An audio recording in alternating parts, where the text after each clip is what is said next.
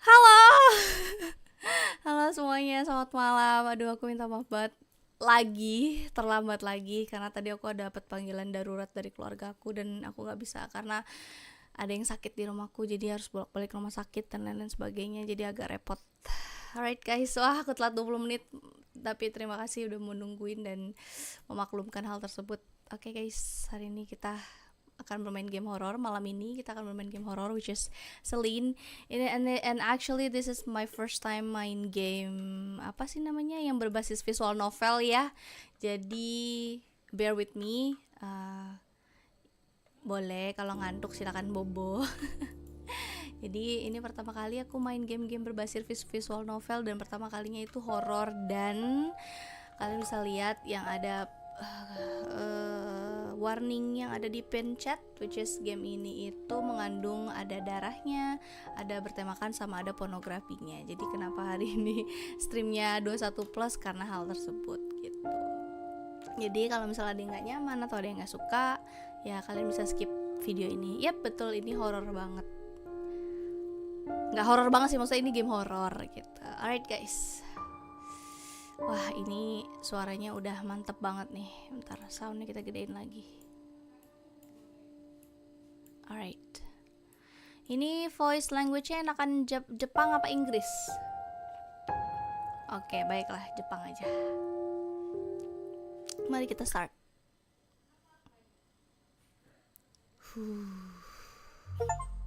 Okay. The sound was driving him crazy.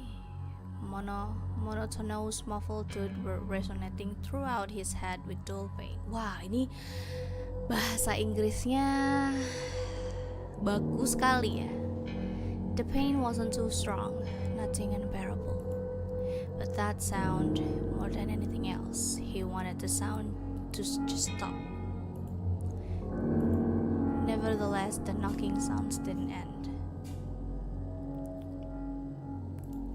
He knew it well enough because he himself was their origin. Halo Zaki, aduh, ini nggak masalah, nggak ada subtitle bahasa Indonesianya. Apakah aku harus translate? Ini bahasa Inggrisnya bagus banget. Tot. Oke, suaranya itu tot. Oke, di sini di laptop. The nose of his slipper was hitting the rear of his desk over and over again, like a huge fluffy moth frantically ramming against the window glass. Anjir, ditranslate ke Jerman mana bisa, ini lagi subtitle Jawa.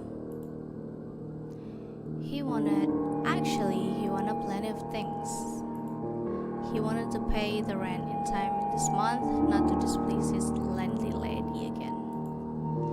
He wanted to finish the script, at least in draft, because a draft is way better than nothing, something one can work with. And he wanted to sleep. No, not quite that. The problem, a serious one, was that he didn't really want to sleep. He leaned back in his chair and rubbed his shut eyes, pressing his eyeballs until dancing bell lights appeared. Of course, he took the sleeping pill. When a healthy 8-hour sleep gives way to a not so healthy 5-hour nap, then a 3 hours eye shut break, and then goes away entirely. You stop thinking how this will impact your liver. When a healthy 8, you just want to sleep. You need to sleep, especially if you have already taken an advance payment for the first part of a gig, and the goddamn text won't just write itself. However, if the text couldn't in fact write itself somehow, he would probably lose his job. He didn't have any illusion in this regards. As soon as neural networks get smart enough, he and dozens of other ghostwriters will vanish into morning mist of a new era in literature. He didn't have much of a name or connections, only some skill and a knack to meet the deadlines for the most part. The client was The client was content with this, and he was content with the pay, so everything went well until the pills started following him. Hello Mori, welcome. Blam! This time the tick got too strong. His foot jerked and hit the board with very noticeable pain. Seemed like he even heard his toes cracked. He muttered a short curse and rolled the chairs away from the desk, although he knew, now that his attention was not fixed on the blank text file, the tick should go away all by itself. It's funny how the consciousness is detached from the body. He often thought about it, especially while having insomnia. It's like you're working as a team, but your partner starts pulling something. You seem to have common goals, but when all hell breaks loose, you are suddenly left alone with it, and your partner is more interested in watching the fire than fighting it. In the end, you have no idea what's on his mind. Well, at least there won't be any more knocking. Good. Oh shit. A small window at the far side of the room flashed wide for a moment. A storm? Now that he thought about it, the day was hot. The vicious, stagnant air still filled the room. This and the barely audible squeak of an overheated network filter. Like he became sensitive to such things when he couldn't sleep for a long time. Made the entire room seems to vibrate a little, like a cocoon that's about to hatch. Actually, that did sound like a good line. He rolled back to the table and was about to write that thought down, but paused over the keyboard. He remembered the individual words and the general idea, but the sentence had already slipped away. This time, the white light seemed to fill the entire room. Then a thunder followed, resembling a low god roar of something large, and vanished. Good Lord. He called to God way too often for someone who never goes to church. Just a habit he inherited from his mother. A furious patter of raindrops pounded on his window. There's no way he could work like this. Not now. But maybe it's for the best. Since he was a little boy, he slept well during the storm. Had to seize the moment. He groped for a packer of sleeping pills. It's nice to have your working tools at hand. Popped the pills into his mouth and opened the window to hear the steady patter of the rain. Then he went to the bed and collapsed on top of the bed sheet, his clothes still on.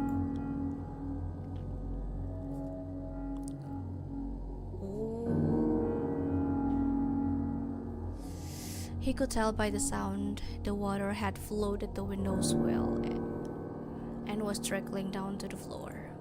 He decided that was a small price to pay. He felt the pleasant chill of clothes beneath his cheeks. The wavering haze was gradually fading from the room. Yet the sleep did not come. He tried to take off his shoes, change position, take a pillow, cover himself, throw the pillow away to the other side of the room. Nothing helped. He just laid there with his eyes closed, and though his closed eyelids felt heavy, he knew it was an illusion. All in vain. He's not sleeping. He can't sleep. What is that? Kaget gue. Thought. At first, he thought he was imagining things. Thought. Hello, Jenny. Thought.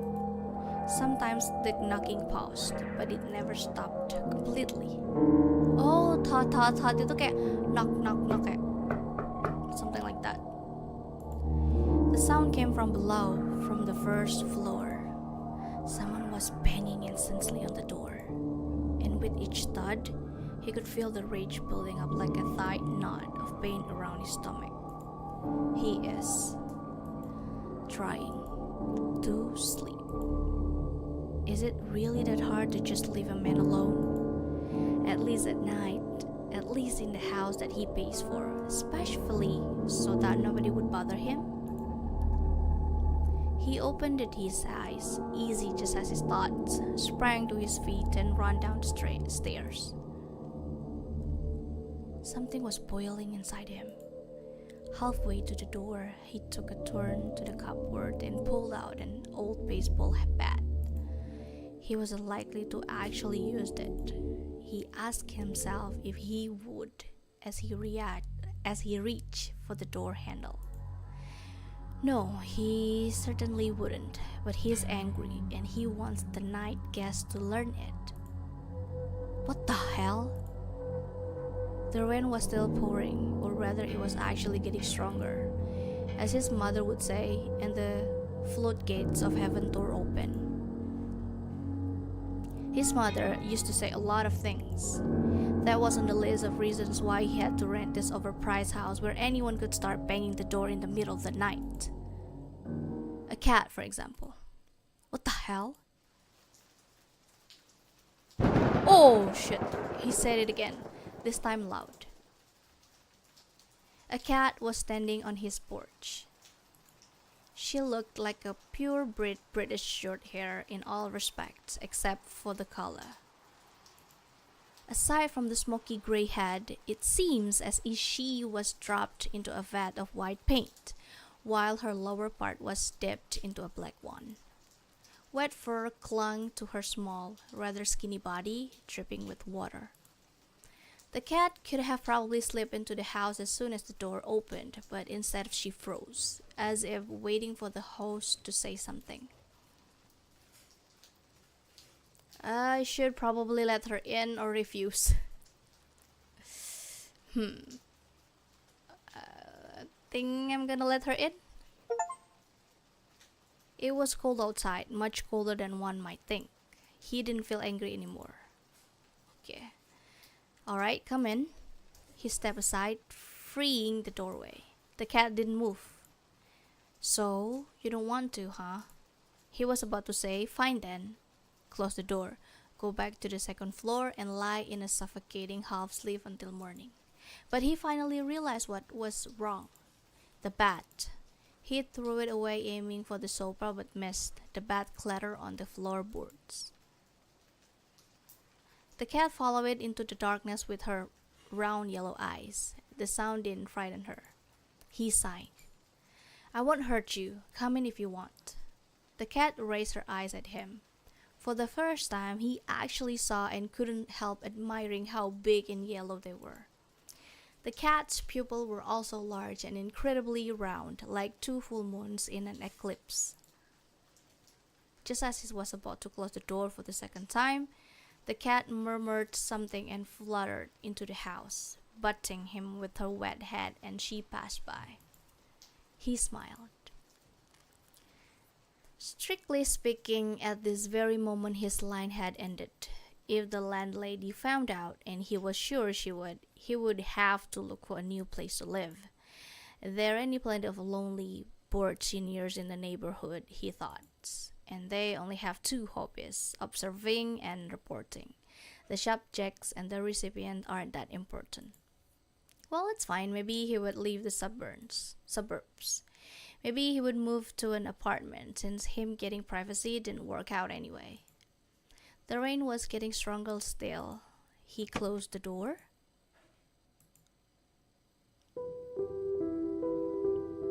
The cat explored the house with caution and curiosity, stopping by different objects as if trying to understand their purpose. Watching that amusing, so amusing he even forgot about the stain. When he remembered, it has already spread out, a dark spot of water in the place where the cat clung to him. He pulled the wet cloth away from his body and stared at it blankly for a moment, then almost groaned aloud. The cat was soaked, so she probably got a lot of dirt in the house. He decided not to turn on the light. He had enough disappointment for the night. Instead, he went to get a towel. Alright, come here. The cat turned The cat turned her head to the voice and froze in place. She was examining the TV, a lifeless black mirror of a plasma panel in a lacquer frame that he haven't even touched since moving in.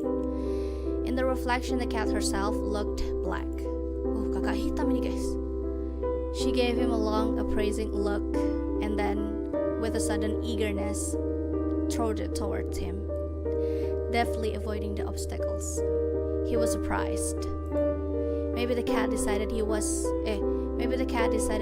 more interesting than the TV, or maybe she acted out respect for her host's will. Anyway, he felt grateful. Finally, someone he can actually negotiate with. Suddenly, he thought how nice it would be to crawl under the blankets with a warm ball of fur. It would surely have helped him to fall asleep. As a child, he had a cat, gray, huge, brass, immersively ugly, and equally beloved. He often fell asleep hugging him. The cat's name was Timo, and he faded into a June night many years ago. The cat bumped her wet heads against him once more. He thought that cats usually shake off the water themselves. Usually, but perhaps not always. Hey, easy there, you are all wet. The cat looked up at him with her moon-shaped eyes and murmured something again. Do something about it then. He smiled and got it to work. He had to squeeze the fur thoroughly so the towel soon turns into a wet rag. Should he bath the cat? That won't do, I'll give you a bath, alright? Kita mandiin kucingnya. As he carried her to the bathroom, the cat stayed still in his arms, a warm and incredibly light body pressed against his chest. He was expecting the cat to bring out the claws any moment. Maybe as he opens the door. Now? Or as he turns the light on. Maybe this time? But nothing happened. The cat glanced around the new room and looked at him again with her intelligent, almost human-like gaze. Not a single muscle in her small body moved. She was curious, and that's about it. She trusts me. He was about to ask her if she knows where they were and what was going to happen next, but that was just too much. So, it shouldn't be very difficult. The two of us can manage this. What do you think? He read somewhere a cat should get used to the new surroundings before bathing. Fear is born out of the unknown, and in that regard, people haven't gone too far from cats. New scent, unfamiliar objects, and the splashing of water. These are just shadow under the bed and will fall back if you get a better look at them. He carefully put the cat on the floor. She looked around the room again and returned her questioning eyes to him. It seems like she got comfortable enough. He turned on the water in the shower and felt a gentle touch. The cat was already loitering around his feet. She was curious indeed. The shower isn't too bad. The shower isn't so bad as compared to the rain, is it? The jokes came out a little awkward, but he felt embarrassed and he didn't know why.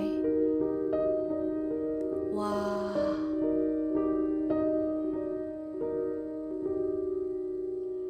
Alright.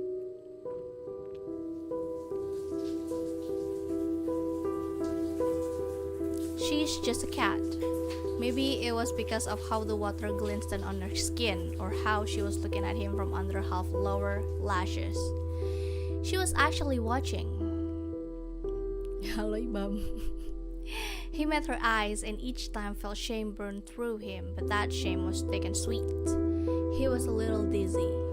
His hand slid over her smooth, wet skin, and each time he would ask himself, was it really necessarily?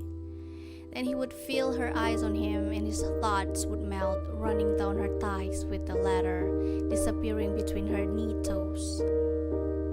The bathroom shimmered molten bright, pulsating with lights or darkness. He felt he was losing his balance and pulled his hand away, but she returned and pressed it to the wet, hot skin covered in a soapy veil. She guided it. What?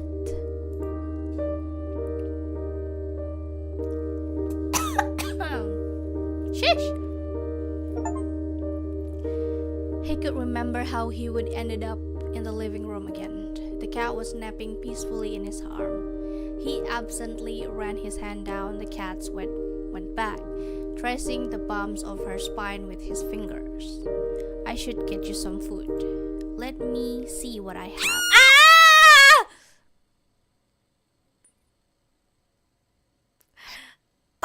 Bintang di langit dan cok. Gue lagi baca cerita. Halo Sato. Darah apa yang dikandung game ini? Marimas ini. Bentar gue minum sialan. Tang.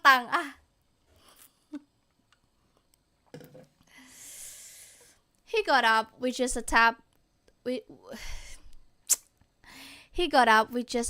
bit difficulty, nothing he couldn't handle. Still, his body felt unusually heavy and unwieldly. He had to give the cat something to eat. He will lie down afterwards, and then he'll even fall asleep. Maybe he should have gotten a cat from much earlier, a ball of fur with a pair of moon eyes and a velvety voice that you can always negotiate with. And that's about it. That's kind of funny. He could have avoided all that suffering if only he had a cat.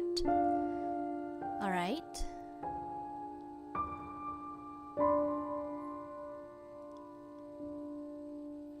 The kitchen blurred before his eyes.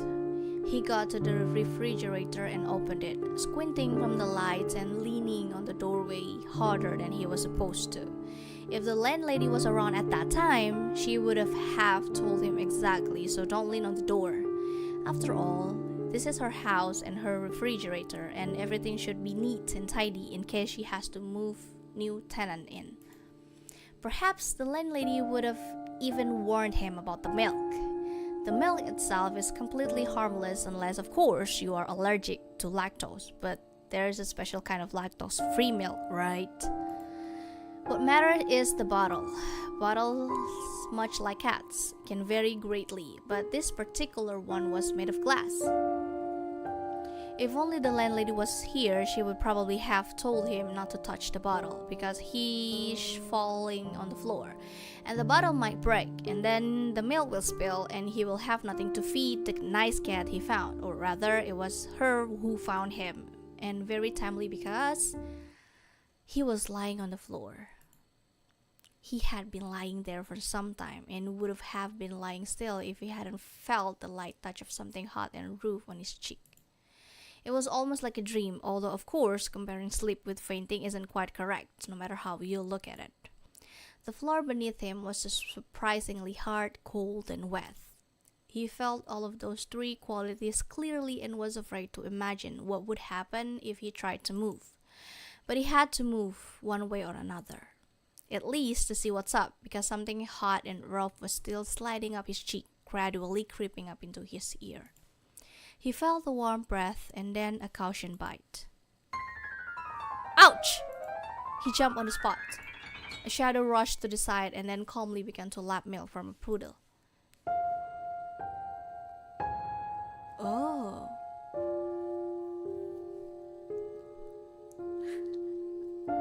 Okay.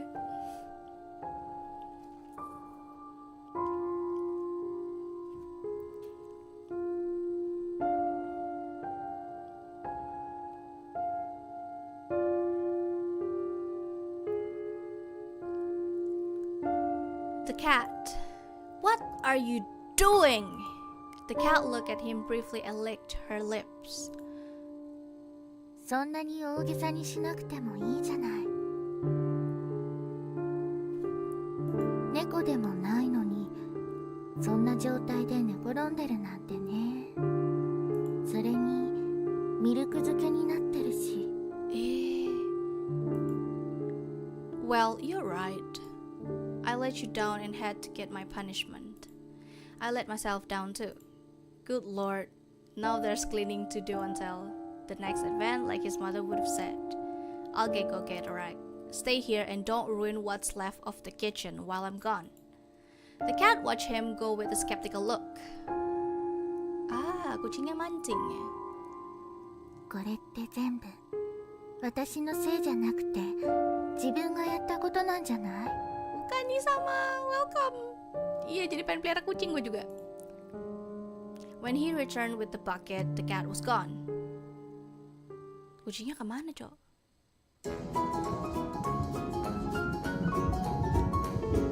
The Theater of Present How to Bake. Kenapa tiba-tiba begini? In the kitchen, something exciting is happening. You will need a blade. Shit, did you take the pills? Scratch out the entrails. The Egyptian wildly used honey for embalming and preserving food. Later, their recipe were adopted by Greeks. Yap, ini horror betul. Daddy rice, halo. Also add a teaspoon of apricot jam, a walnut, and a little cinnamon. Before baking, put a teaspoon of butter on top of. Microwave for 5 to 7 minutes at full power. Don't listen to them scream. Anjing, itu kok apa? Keluar goblok mukanya. Terkejut saya. Bon appetit. What are you eating? Iya, horor baru awal bulan. The next time he saw her was in a few days or maybe in a week. He always had a bad sense of time, especially when he was immersed in his work. He still couldn't sleep, but at least he was making some progress with the script. It was a narrative game project, as the customers called it, but actually means do whatever you have to finish it on time, else forget about the payment. And so he did, although he was resentful and that got in the way a lot. The reason of those feelings was the cat. Bye-bye, Titi Rice. He knew how stupid that was, but he couldn't help it. He forgave her for the bite almost immediately. That wasn't the thing. He was bitter about how the cat ran away, despite him trying his best to take care of her. She was nowhere to be found in the house, so he immediately thought about an open window on the second floor. Maybe he should have closed it. He dwelled on the thoughts for a while. He even approached the window at some point, but in the end he decided not to do anything about it. He was hoping, and there was no shame in that, it's not the same as you turn up 10 and start eyeing girls. The cat could come back, and she did. Oh, kucingnya balik lagi ternyata, abis hilang 2 minggu. He had just settled himself on the sofa with some book. Some was the word, as he couldn't remember the thing from the cover, even though he read the title several times. The symbols were floating before his eyes, and of course he couldn't make out a word. No wonder, considering he didn't sleep at all. When you think about it, it was surprising he could write in state. Either way, he was barely following the book, so he wasn't upset at all when Fluffy had butted his head. Hey, I'm trying to read here. でも内容は頭に入ってないみたいじゃない？なんでもいいけど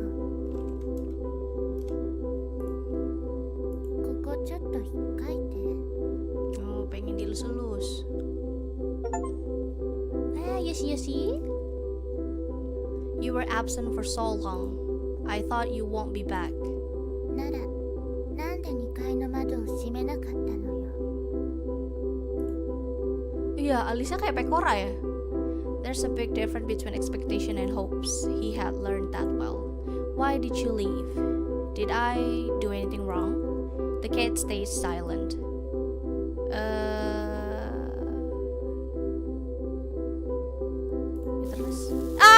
Don't mind me. I'm here to collect the tomato soup. Oh shit, kaget gua. Tiba-tiba don't mind me, I'm trying to make tomato soup. What the heck is going on? I'm talking to a cat and then you suddenly appear.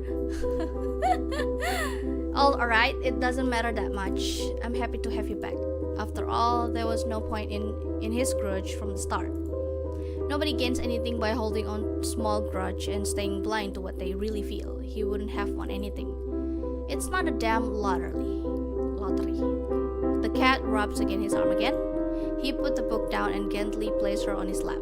The locket around her neck unexpectedly cold touched his skin. Then he got a hunch. Did you go home? 家なんかないわよ。 Well, someone must be caring about you if they put that collar on. 別にただの首輪って場合だってあるわよ。知らなかった。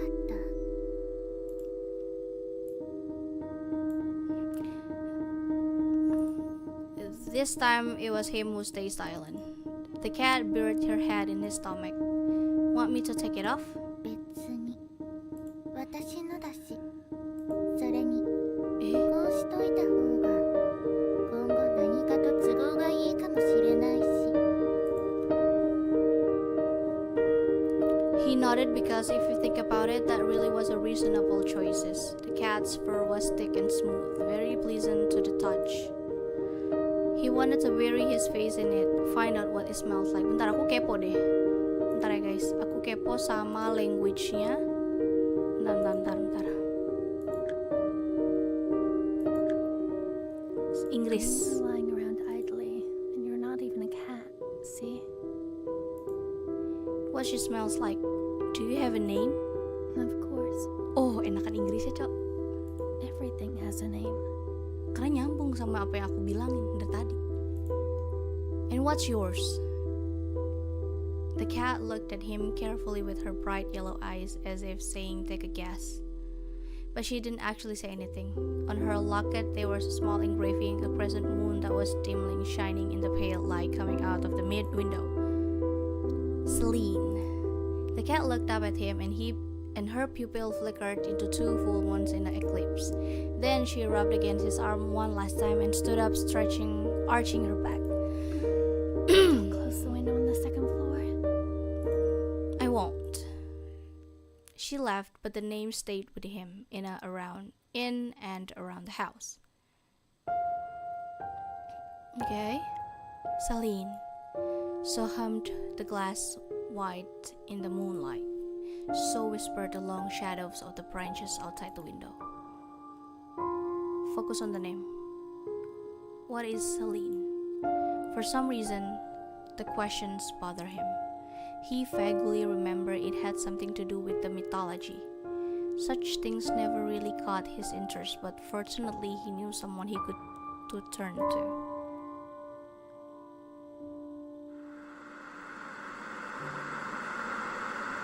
TV-nya nyala.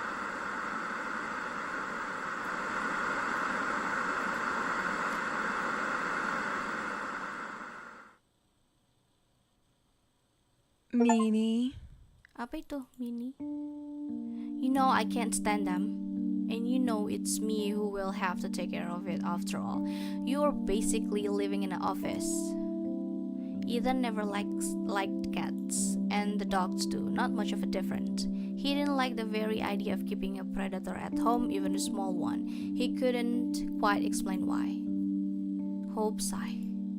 She closed the tab with the Cattery's website, then slapped her husband lightly on the shoulder.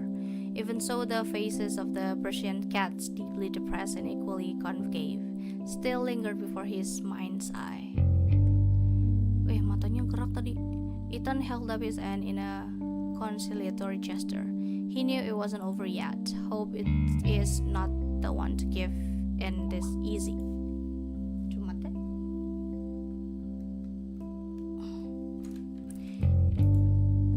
Come to think of it, quite possible it'll be him who capitulates in the end. In a relationship, you always have to sacrifice something. In 4.5 years, or even 5 according to Hope, he had learned this quite well. Suddenly, Hope frowned, looking at the screen. Seems like you got an email from, damn. A tough one. I can't quite read it. It just hit your work mailbox. Let me see, I hope I got a new project. The Middle Ages are fine and all, but they are about to start pouring out of my ears. Ethan reached for his laptop, but Hope grabbed it and dodged him. Right. Why don't we talk contracts on a Sunday evening? So, What is this? Oh. Okay. Well, such are the benefits of freelancer. Come on, give it back. Hope giggled and leaned over the armrest hanging over the floor. Hope's defense withstood several more attacks, each time Ethan thought the laptop would definitely hit the floor. Then she gave Ethan a peck on the cheek and slid off the couch. The laptop returned to its owner. all right. I give up. I mean, what if they'll actually give you a new contract but on the same all Middle Ages? Now that wouldn't be a twist.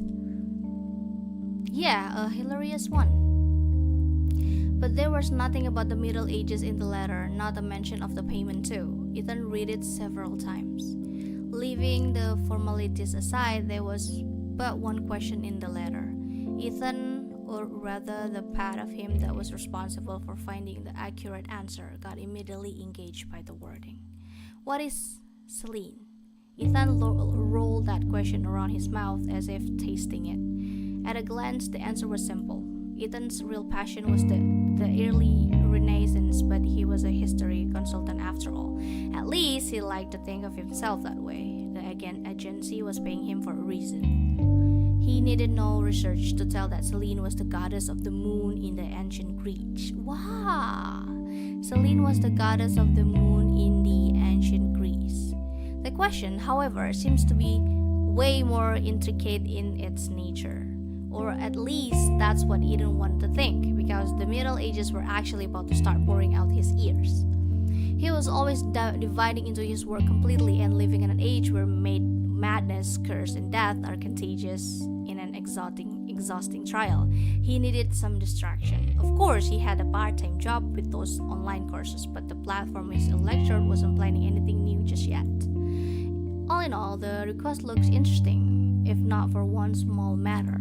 The payment, or rather the lack of thereof. Ethan hesitated. The sender's name seems familiar.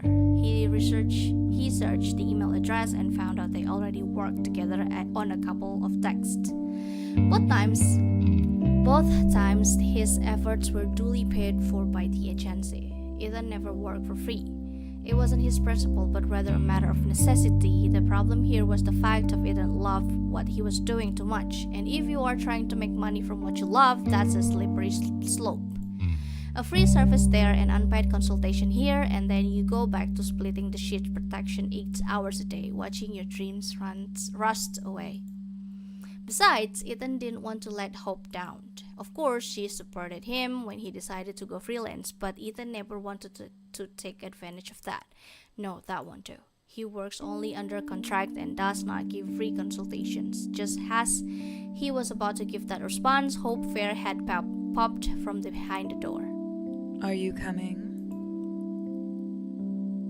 On the walk, Hope brought up the cat thing a few more times. Ethan proceeded absently. His thoughts went back to the letter again and again. To that question, the more he thought about it, the more he wanted to find the answer. It was no longer a matter of helping acquaintance whose name Ethan immediately forgot. No. It was Ethan himself who needed help little with distraction and an answer. That was a weird thing to do, but Ethan waited until Hope was fast asleep. Only then did he sneak over his laptop to write his responses. Certainly, he had no real answer as far as yet. He threw in a few dozen polite words, the general meaning of which was he had taken up the case. Then he clicked send. When Ethan returned to bed, Hope was still breathing slow and deep. He listened to her breath for a while, trying not to think that he had broken his own rule. After all, he already needed a distraction. No matter the strength of your affection, sooner or later you will want to take a break. It was another thing he had learned over the past 4.5 years. Whoa. If Ethan had to point out when things started to be off, he would say it was on Saturday, that it's about a week after the first letter. But this, of course, wouldn't be accurate. Those weird things started happening almost immediately after he pressed the send button. The first night, he saw a room in his dream.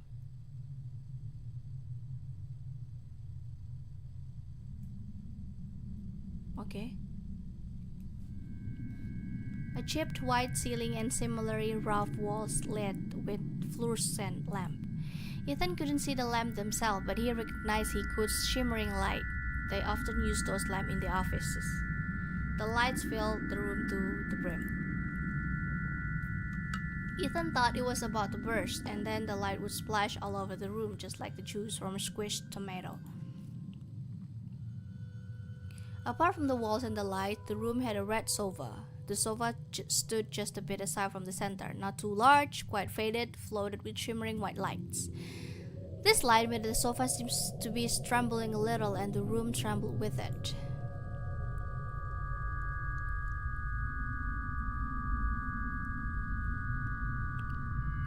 Suddenly, Ethan thought it would be way better if the sofa was standing right in the middle.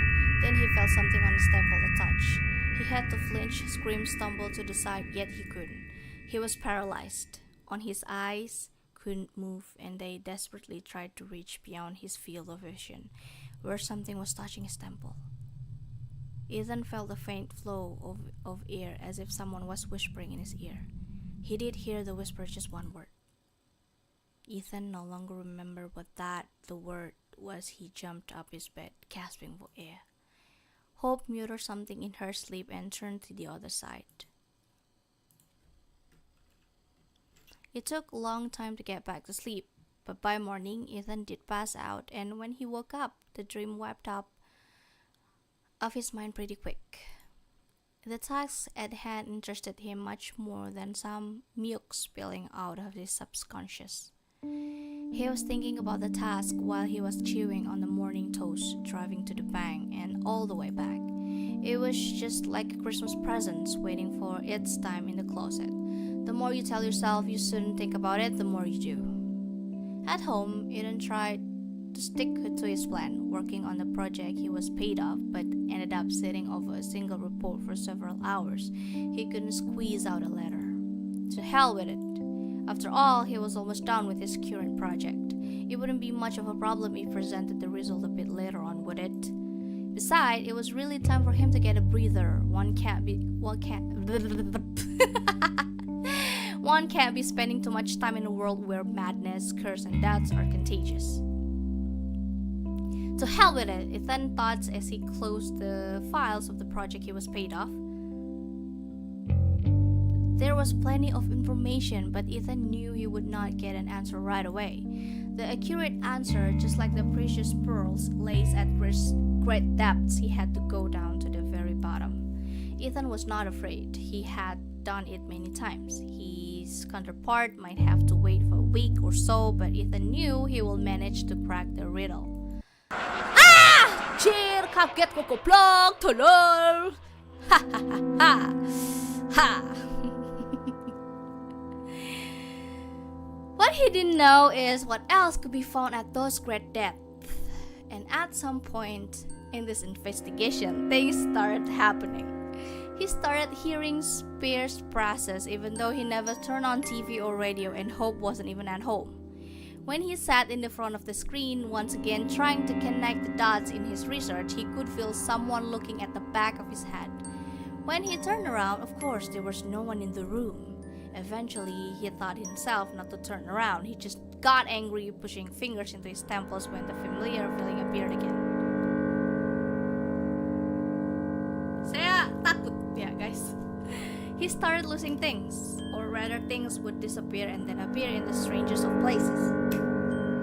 One day, he found his pencil in freezer, stuck in a mineseed meat briquette. Even when the briquette melted down, he couldn't pull the whole pencil out. All Ethan got was bloody stump.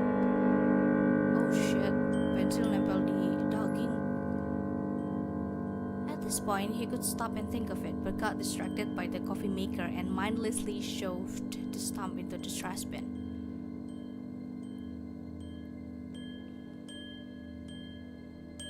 Ada yang lewat. There was something wrong with the shadows too. They become sharper, thicker, deeper, and it was the case in the whole apartment. Sometimes they moved.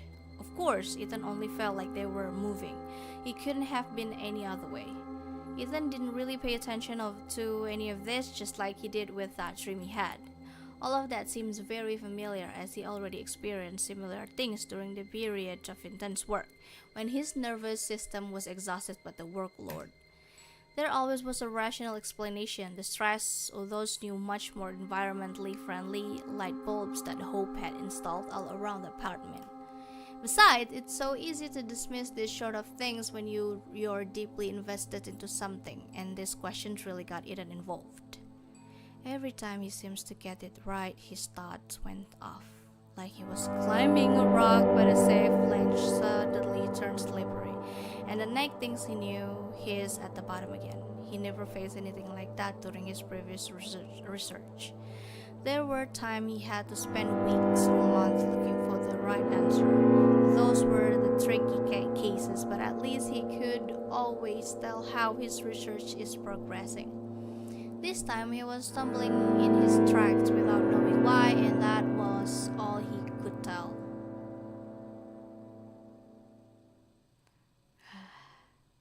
The week was over, but he still had nothing to send back to his contact. In his reply, Ethan asked a couple of questions. Not that he was really interested, just a courtesy. And that's how their surprisingly exciting email conversation started. With this, Ethan's contact grew to be something more, something of a friend maybe. He never asked how Ethan's work was progressing. This was the question Ethan asked himself, and the answer was never good for him.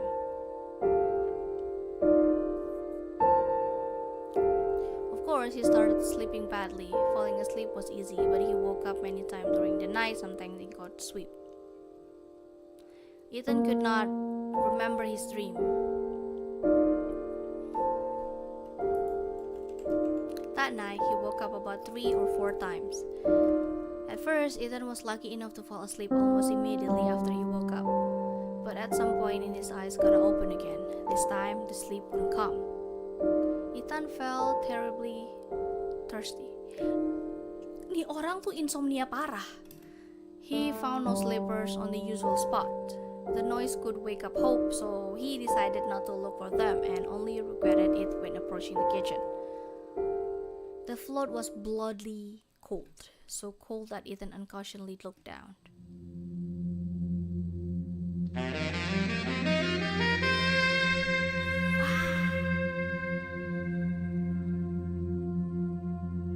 Pas lihat ke bawah ada begituan. Wah.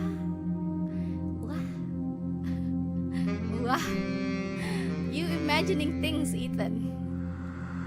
And when he was looking up again, he saw a shadow. No doubt that shadow belonged to a woman, a naked woman. Ethan could clearly see the points of her nipples, and the shadow turned around.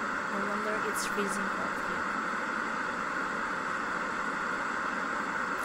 The shadow moved slowly along the wall, floating in the rectangular pool filled with moonlight. She was dancing, and the humming silence in Ethan's ears was her music. Ethan was watching her, unable to move. He was paralyzed just like back in his dream. But he did not remember it. At that moment, he didn't remember anything at all. He couldn't think about anything at all. What is this? He felt an itch in his eyes and the momentary urge to blink. Kenapa lu kedip?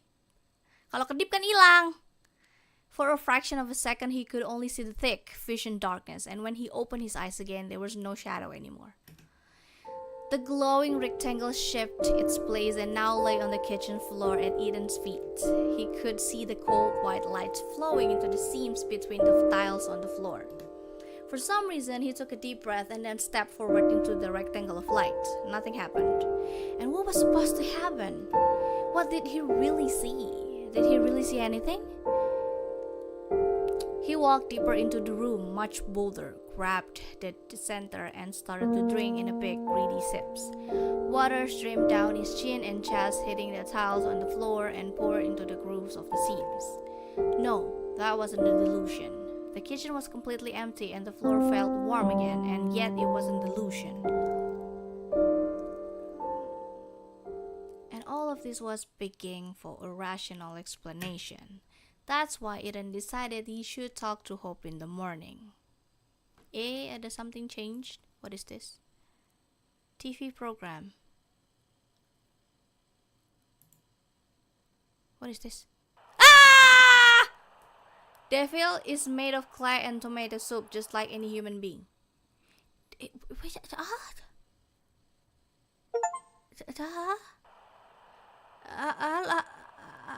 Look, Mike. Interview with the devil. It's getting late, and then I come. She served tomato soup. She used to serve other things, but not anymore. I'm in the tomato soup. They both eat tomato soup. That's how I get in.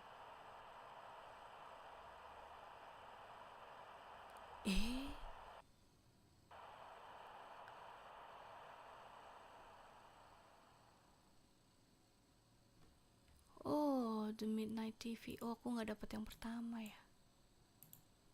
Okay. Did you give anyone the apartment keys? By chance? What? Hope froze with a cup at her lips and blinked several times. Maybe you've let someone in? I didn't. No. What's with those questions? I feel like someone is visiting our place. What do you mean? Exactly what I said. It's been a while and I started noticing random things vanish, and yesterday Hope frowned. She looked at Eden as if a toad had just popped out his mouth. Yesterday, you... what?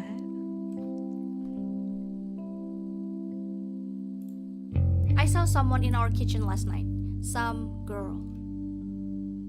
The deep line on Hope's forehead disappeared. She leaned back in her chair and laughed, throwing her head back. What a show you put on. Okay, fine, I confess. I did steal your cupcake. I mean, am I supposed to? I barely see you lately, so sweet pastries are my best shot to get some fun at night. Damn, I didn't realize you still remembered that cupcakes even exist. It was lying around the fridge for what? 3 days? Hope glanced at Eden, expecting him to start laughing too. Yet he still looked very serious. She noticed for the first time that the whites of his eyes were pinkish and full of broken capillaries. Her smile slowly faded. Come on, maybe you've left the keys unattended somewhere? I always leave my keys when I'm in the office. But I'm pretty sure there's no cat burglars among my colleagues. Come to think of it, we should have hired a bunch. That'd balance the risk of going broke we have on a monthly basis. You sure none of your colleagues would pay a joke on us? A joke? Good God, Ethan. You look like you're about to eat me alive. Take a bun instead. Tastes better, trust me. Hope pulled her chair closer to Ethan and took his hand. Please, hon, promise me you'll take a break after that project of yours is finished. Ceweknya, istrinya gak percaya. I mean, one psycho is enough for our family. I promise.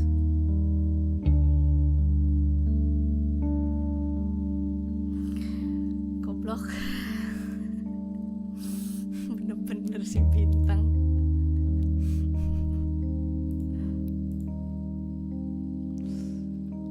Ethan suddenly felt like a total idiot.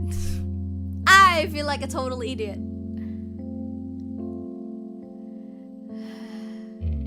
Udah gitu gue ngapus setelat lagi komennya.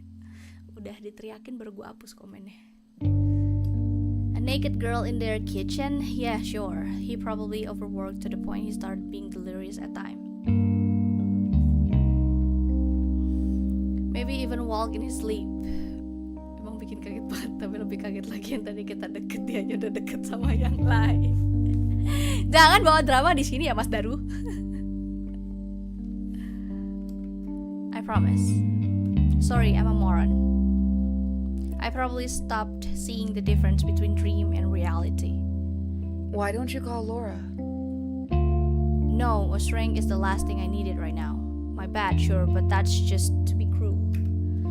What I need is to finish that project. After all the gears in my head will fall into places, I give you my word.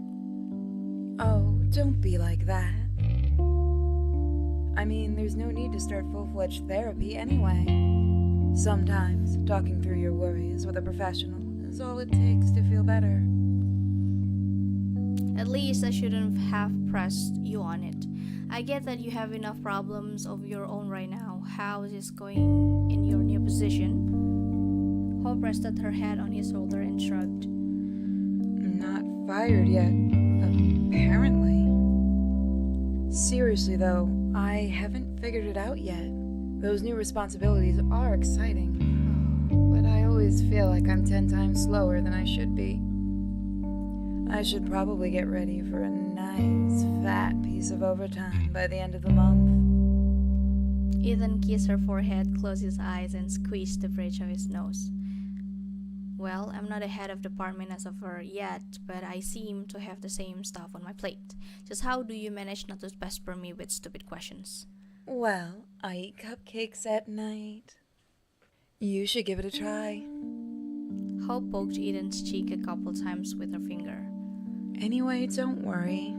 I didn't give keys to anyone, and the only cat anything I've let inside was an actual stray cat.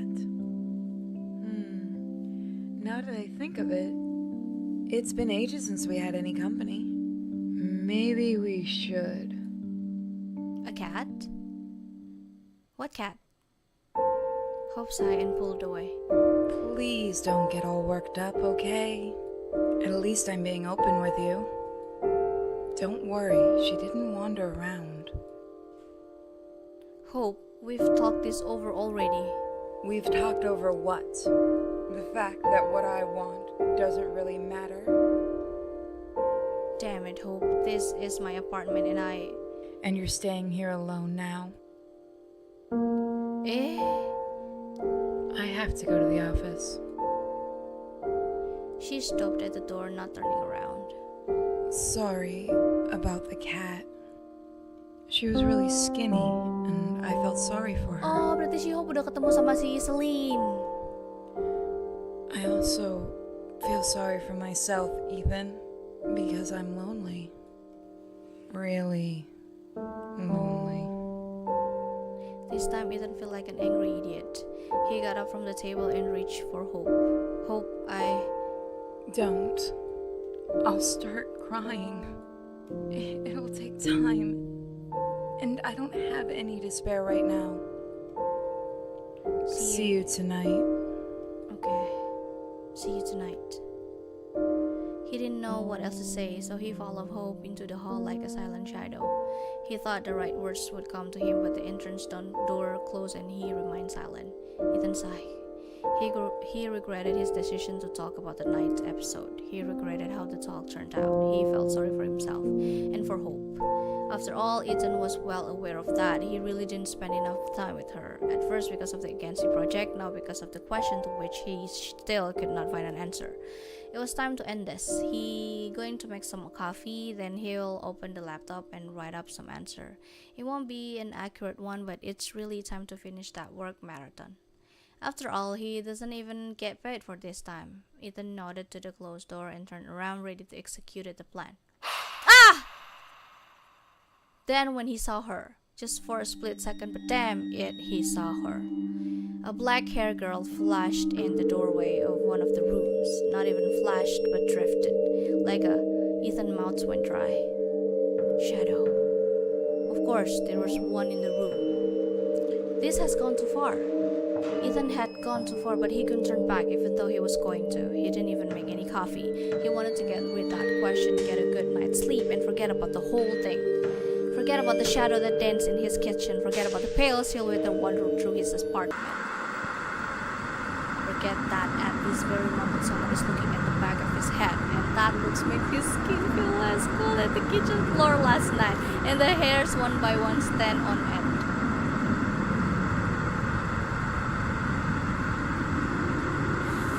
Ethan clenched his teeth, not with anger, but with some new emotion he could name. The blood hummed his ear louder and louder. It will all be over after he writes the letter. It will be over. He opened his laptop. His hand was shaking a little and was putting his finger over the keyboard when his cell phone rang.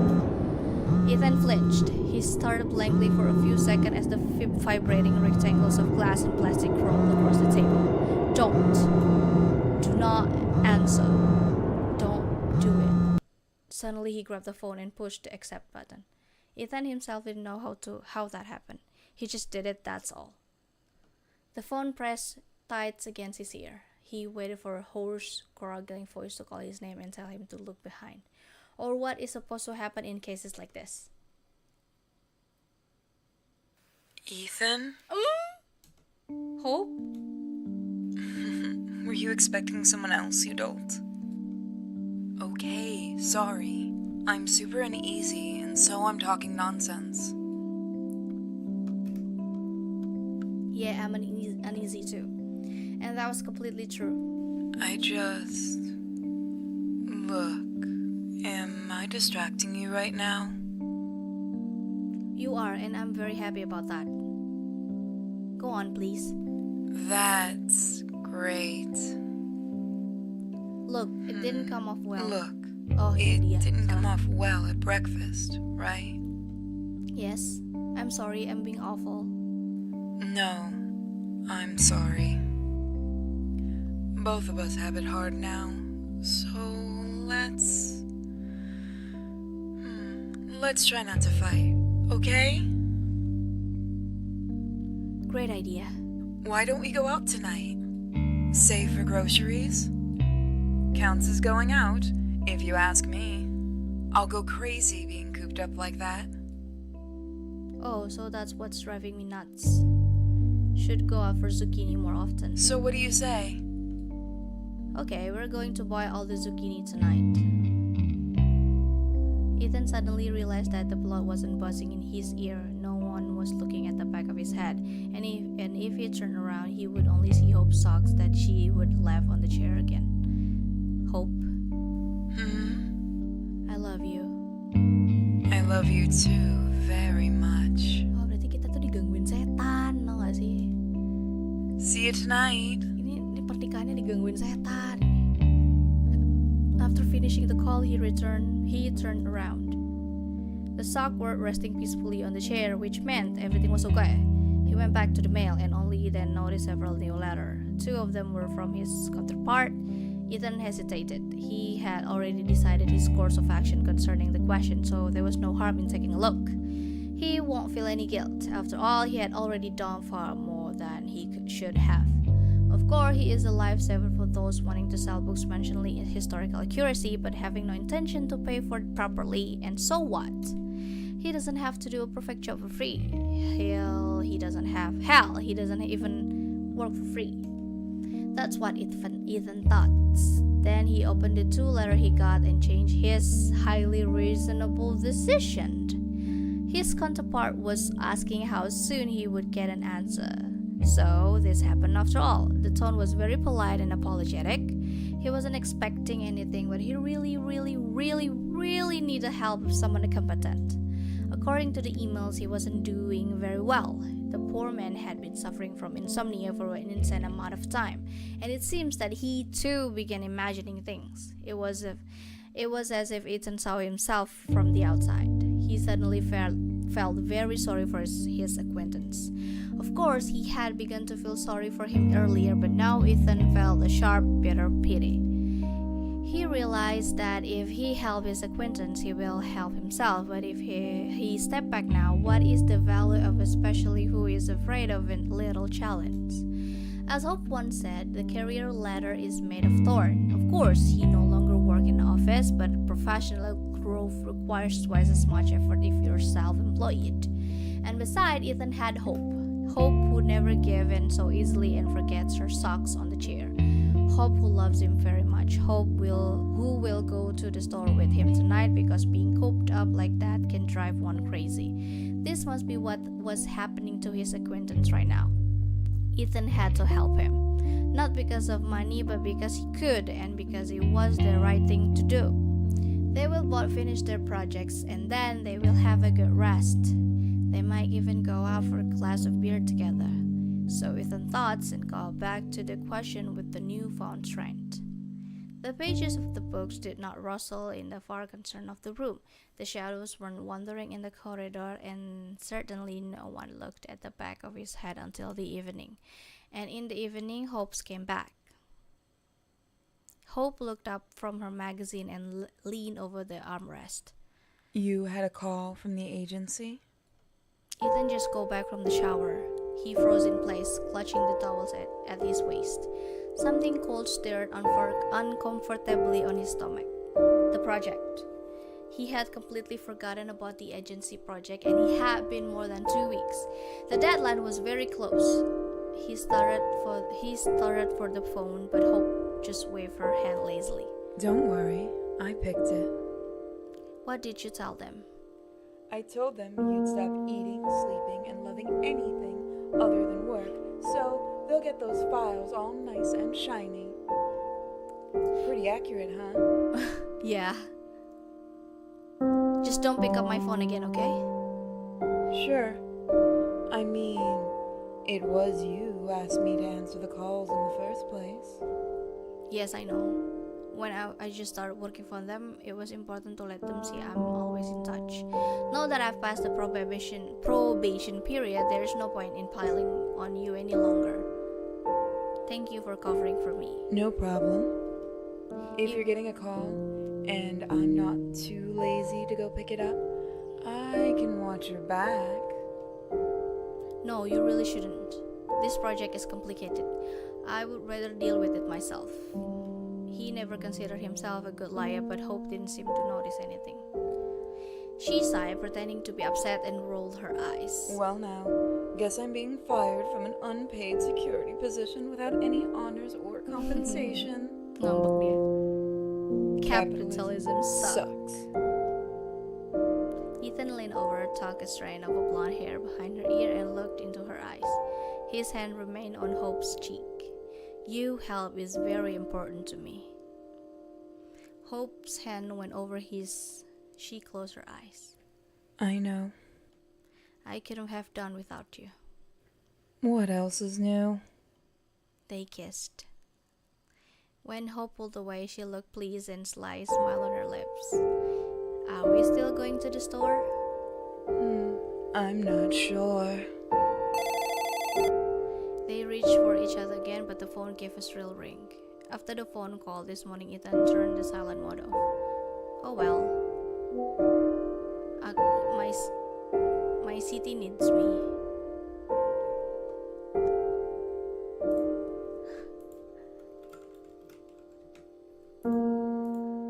Hope sighed and slapped his ass. If If God exists, he really want us to buy some zucchinis. I'll go and get dressed. The call was from the agency. They needed more details and dates. Ethan went out into the hallway and tried to make it sound as plausible as he could. Yes, he could understand that the deadline is very close. No, there was no serious hitch in the work. Yes, he will send everything on time. When the call finally ended, Ethan's neck and face were flushed by this time. He was loosely liar after all. Ethan had to catch his breath. When he returned to the room, Hope was reaching for his laptop. What are you doing? Hope glanced at him over the shoulder. This time she looked surprised. Nothing special, really. I just wanted to print out some discount coupons. What about it? Ethan left a bunch of files and tabs open. They had nothing to do with the agency project, and he didn't want Hope to see them. After all, she did know enough about his project to serve as a sort of secretary. About all the projects, except the one that Ethan shouldn't have taken because it wasn't paid for. Maybe his fears were irrational. Maybe Hope wouldn't blame him. But Ethan felt ashamed, and he didn't want to take any chances after what had happened this morning. I have lots of unsaved file in there. Some important information might get lost. Can I print those coupons myself? Ethan felt the heat rise again in his neck and cheeks. Hope stared at him for a few seconds. Ethan couldn't read the expression on her face, and that creeped him out. He was ready to hear the reproaches. He even agreed with them in his mind, but Hope simply walked away. Sure. I'll send them to your mail.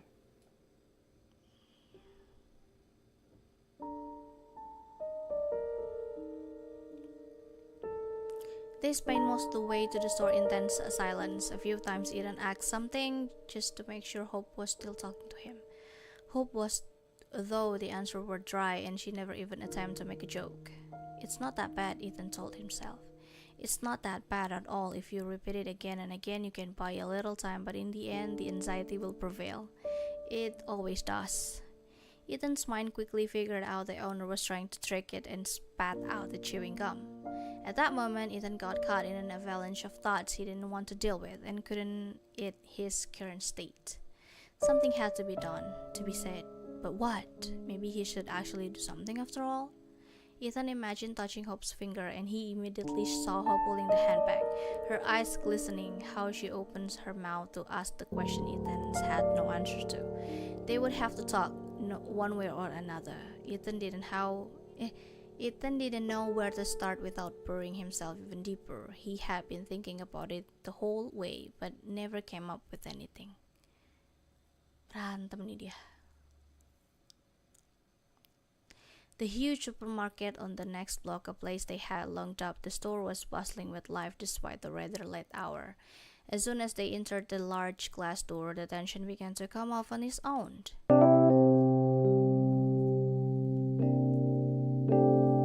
The cards were scratched, but Ethan got them one in exchange for a coupon. Hope gave him thumbs up with not bad at all expression on her face. Hope enthusiastically presented the huge, colorful, utterly ludicrous mug, and Ethan immediately agreed they had to buy it. They tried to find a pair of the mug, but the brooding supermarket employee said it was the last one. They were a little disappointed, but well, at least that was something.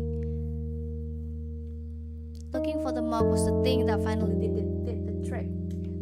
Now that they were huddled together, looking for their favorite treats and arguing about which breakfast cereals are the best. That's how it was until they reached the meat department.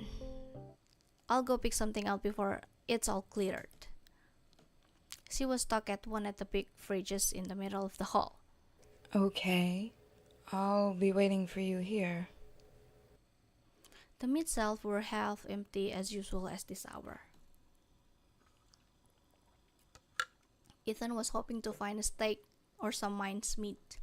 However, he soon forgot about both.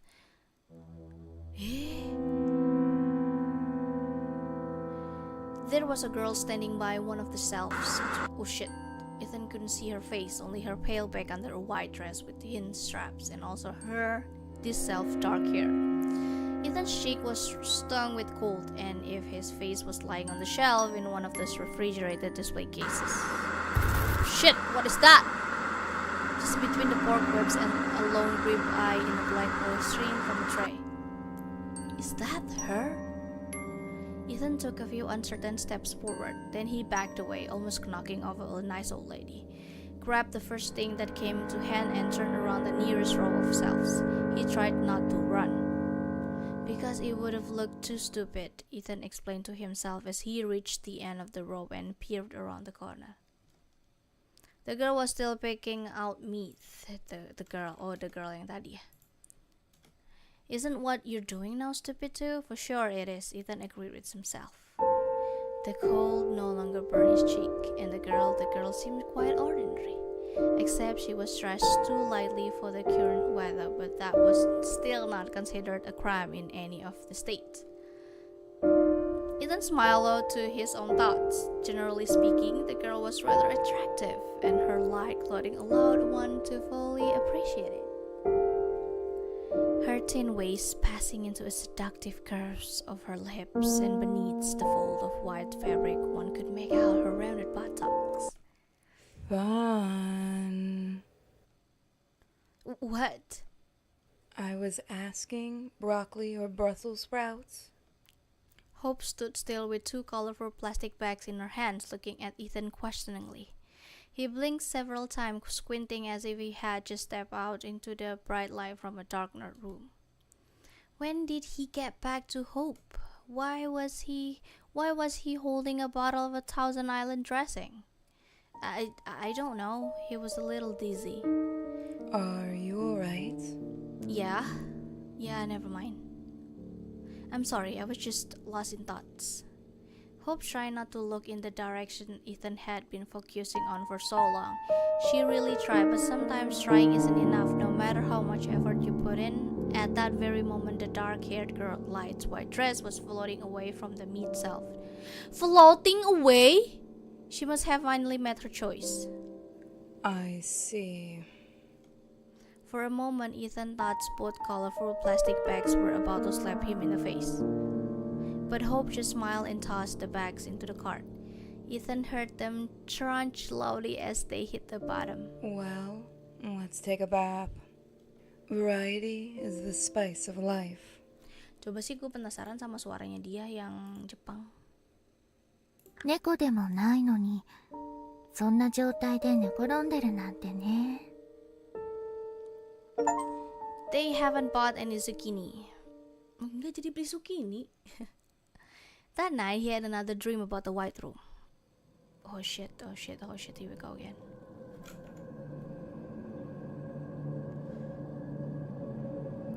The walls were still trembling softly in the cold light. Everything in the room, including the air, was oozing tension, anguishing in the anticipation of what was about to happen.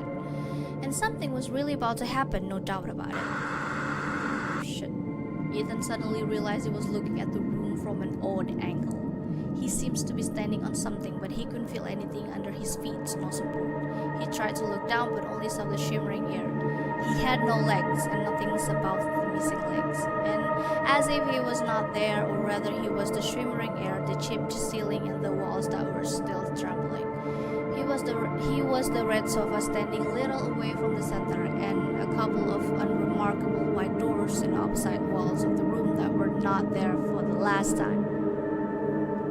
And that should not have been there. Nothing can be done about it now. The doors have appeared and there is nothing that can be done about it now. Blinking dia. The light grew dim, now pulsating noticeably. It was still emanating from the room in its entirety, reflecting from the white walls, but most of all from the twin bra on the wall between the two doors that were not supposed to be. For some reason, Ethan tried to catch the rhythm of the lights with his breath, yet he couldn't.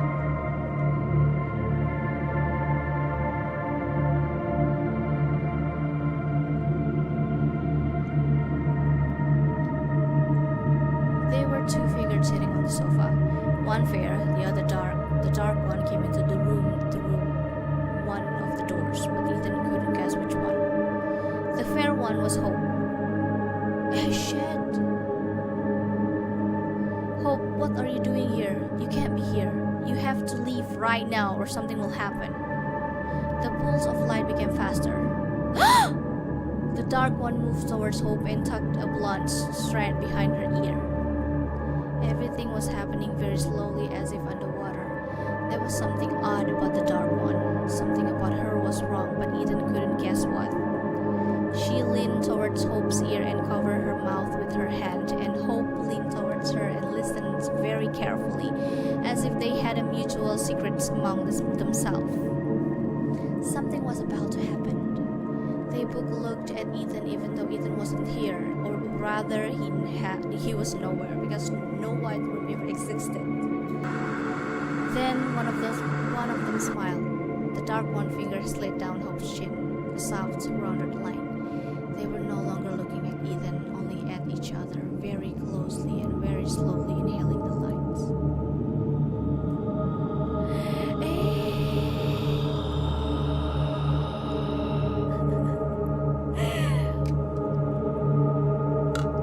The dark one stroked Hope's cheek, and there was no light left between their aged lips as they collided. So the collided means it's like kissing and collide, something like that. Okay. I learned something today. Ethan saw drops of saliva glistening on their lips. Oh, the dark one licked her lips and raised her tongue to make space for a long black snake as it got out of her mouth. The The snake's way tasted the air with his own tongue and reached out to Hope. Hope closed her eyes. Now the snake was stroking her cheek, long and black, over and over again in spiral, always in spiral. Hope reached for the band that covered her eyes, and the dog girl reached for her hand, and their fingers intertwined, and the light between their lips melted, as it always happened at sunset. Yet there was no snake. It was just a black ribbon, a poisonous ribbon covered in scales. The pulse of the room becomes faster. One of the lamps came into eclipse. She has a number of faces, that's a clue. The bodies of two girls merged into the red sofa, and his own flesh was shaking and shrinking. Jika man felt bones fell in place where they came very close to this shabby red upholstery. His heart rate became faster. Faster. And then something happened. Ethan woke up. Shit. Something happened and Ethan woke up. Die. His breath was bubbling in his throat. The ceilings above him was flaring with him, immersible darkness. And down below his stomach he felt a searing heat. The heat was so intense, Ethan had to sneak into the bathroom, and as his old man used to say, he had to squeeze it out. And not just once, but whooping too. Mandi pipi basah di anjing. After that, Ethan loomed over the sink and was looking at himself in a small rectangular mirror for quite a while. At some point, his lips started trembling. Ethan did not wait to see where this was going. He spat into the sink, let the water in for a while, then he turned the lights off.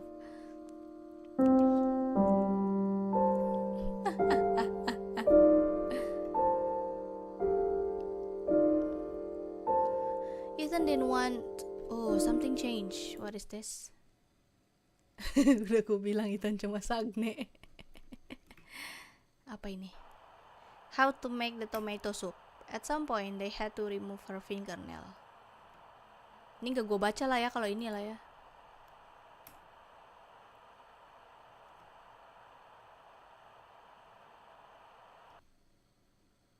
Yang di TV ini gak aku baca, kalian baca sendiri ya.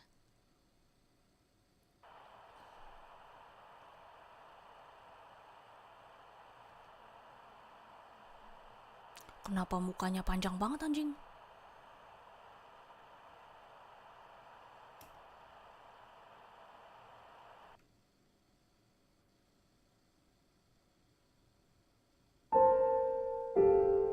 Ini jangan-jangan ada darahnya ini.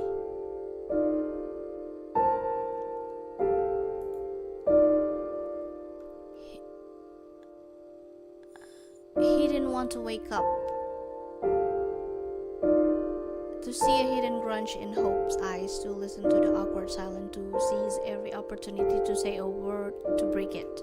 But morning did come, and Ethan was in for a surprise. Everything was fine, very much so.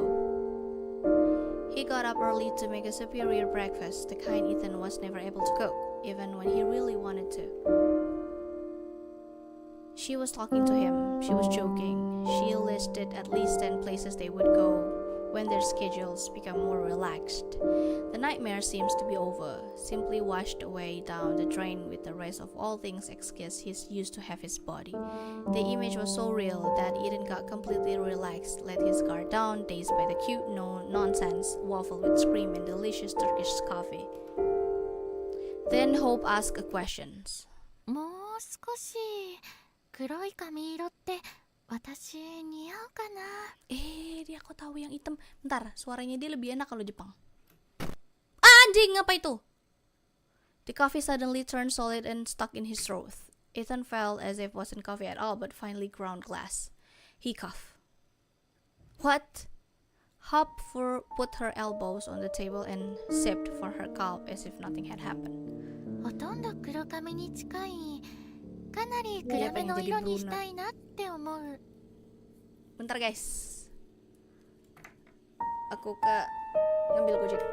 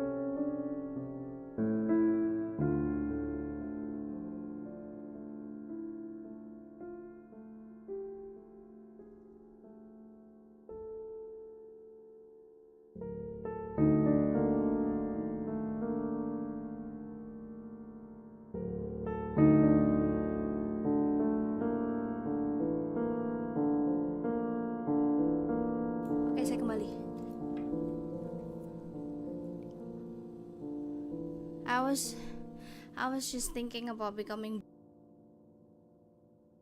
Oh, dia pengen jadi blonde. Brunette hitam. どう思う？ I don't know. I'm fine with everything as it is, as long as you like it, I guess. Tiny piece of glass were still scratching him from the inside. Ethan tried to clear his throat, but it didn't get much better. But why were you thinking about it? Ethan struggled to speak. He felt as if he was falling into a pit, and the air was whistling in his ear. だってイメチェンは大事じゃない？そう思わない？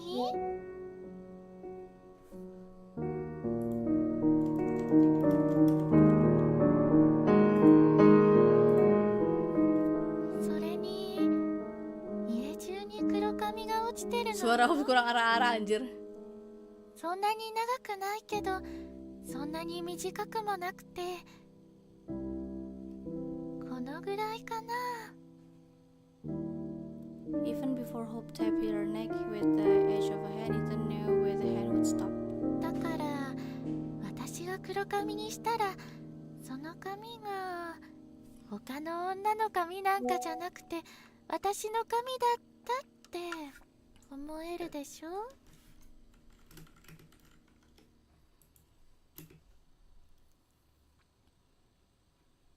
But she wasn't smiling. This isn't happening. Iya, suaranya onesan sekali emang. This just can't be happening. He must still be asleep. This is a dream, just a shitty dream, and it will end. No, Ethan desperately wanted morning to come, but morning just couldn't come for the second time in a day. Hope leaned back in her chair and looked at him with her head on one side, a fake smile smoldering on her lips. Something had to be done about it, all of it, right in this moment. Yeah. Try to explain. Look, something strange is going on. 分かってる。 Hope, I'm serious. Something strange is going on and I have no explanation. Neither good or bad, none at all. 本当？多分私の方が分かってるかもしれないわね。 Wait, I'm not saying that yesterday in the store. Ethan stopped short. He took a deep breath and closed his eyes. I'm not saying I didn't stare at that girl. I did, and it's obvious. I was trying to. She reminds me of someone, and I was trying to figure out if I was mistaken. I know what it looks like, and it's my fault. Ethan decided to omit the part.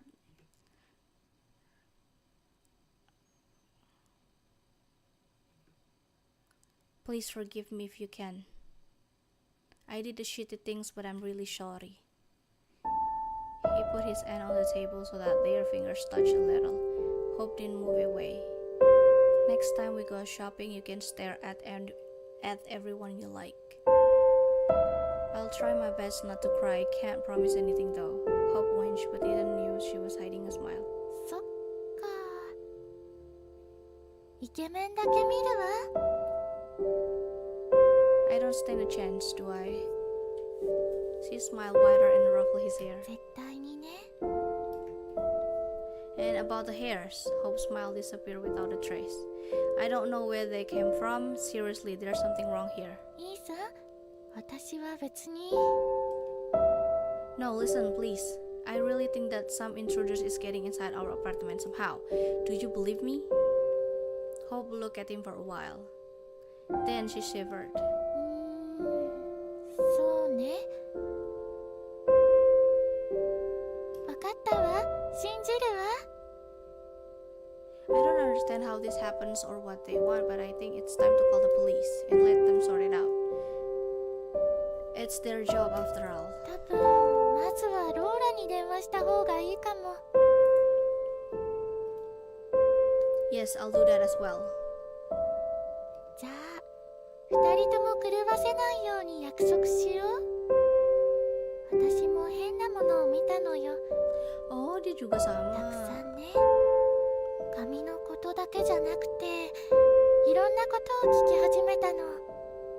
Oh, dua-duanya ngeliat. どうにかして2人でこの問問題を乗り越えましょう。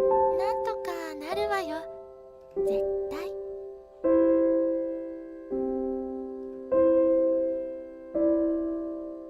じゃあ、もう行くわね。遅刻したら怒られちゃう。怒られちゃうよ。Should I meet you after? また電話するね。Hope. I love you. 私も大好き。Ah. ちゃんとローラに電話してね。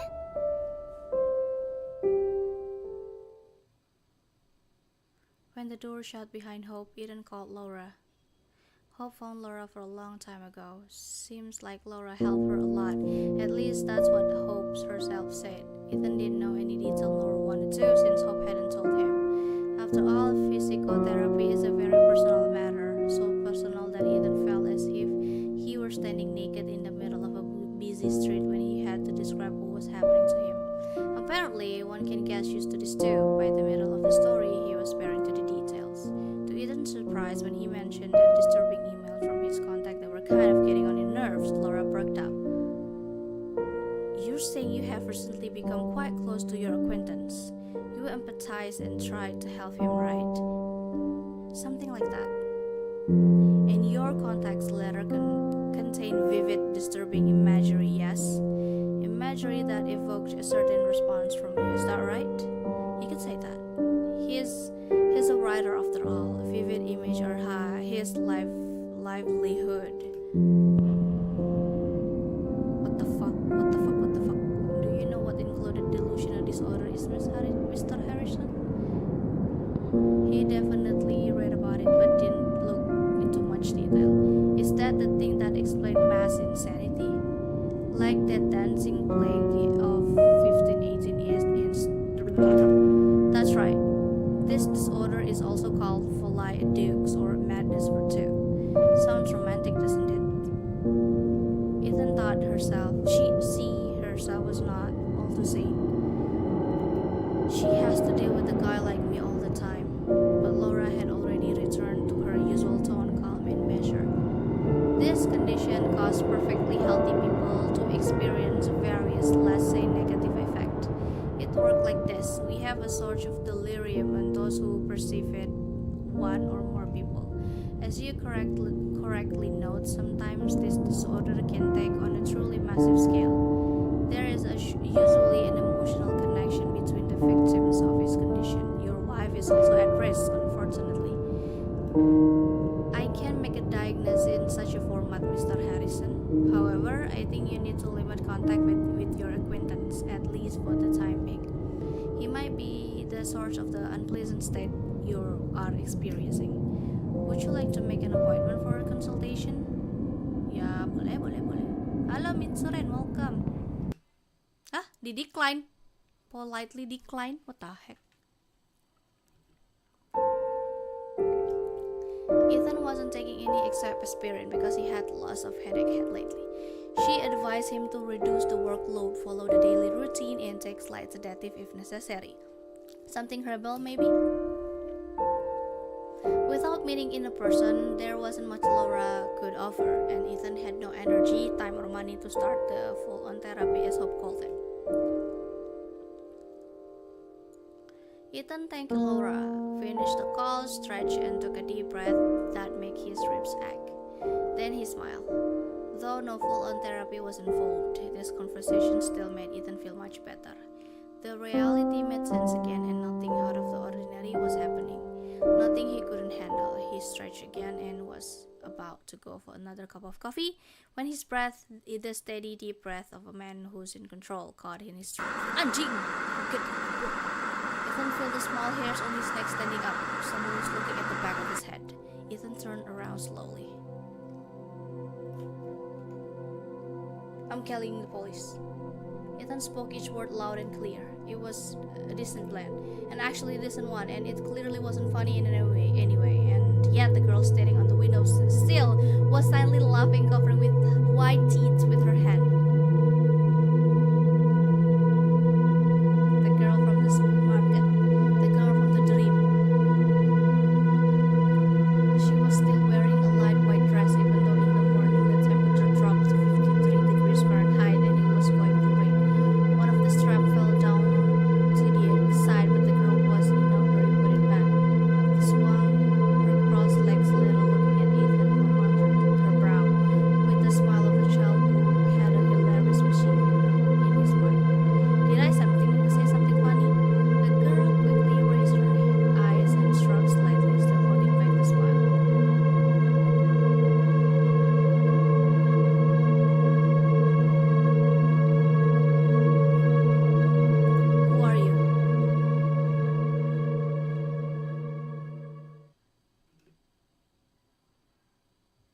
She poked her thin finger into her chest, which made her tense nipples show up for a second under the thin fabric of her dress.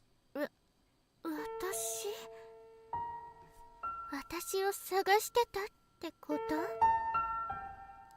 She spoke slowly.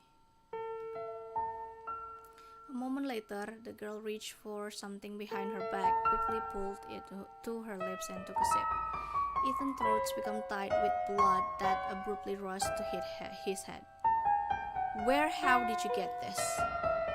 The girl traced Ethan's gesture with a genuinely surprised look, and the next moment she parted her fingers. Anjir! Hope, huge colorful cup, the one they just got at the store, tinkled hurtfully as it struck the floor. Just like that, there was a brief moment when the cup was lying peacefully on the floor. And then the fragments burst everywhere at once as the furious white light broke out from the inside. But no, that was milk. Just some milk. 怖がらせないでよね。もう、ほら、カップが割れちゃったじゃん。ああ、カップかわいそう。こんなに粉々になっちゃって。本当にどうしようもできない。 Ethan was suffocating. What the hell are you doing here? What do you want from me? ねえ、出てけってこと？でもそうしたら、ホープと会っちゃうかもね。ドアの真ん前でね。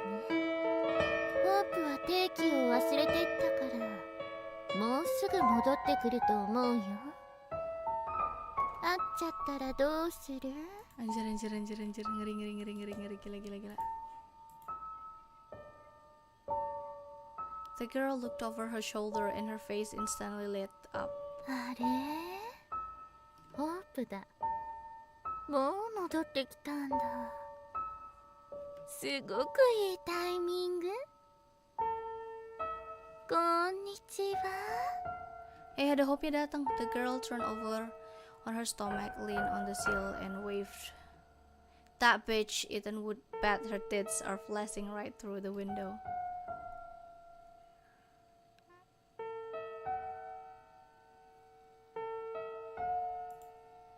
She will stop right now. He will force some sense into her. Ethan rushed to the window. He was going to grab the girl's arm and drag her deeper into the room. Maybe he would have clenched her shoulder much harder than necessary. Maybe he would have given her a hearty shake before releasing her. But even in a state of frenzied rage, he did not intend to punish her.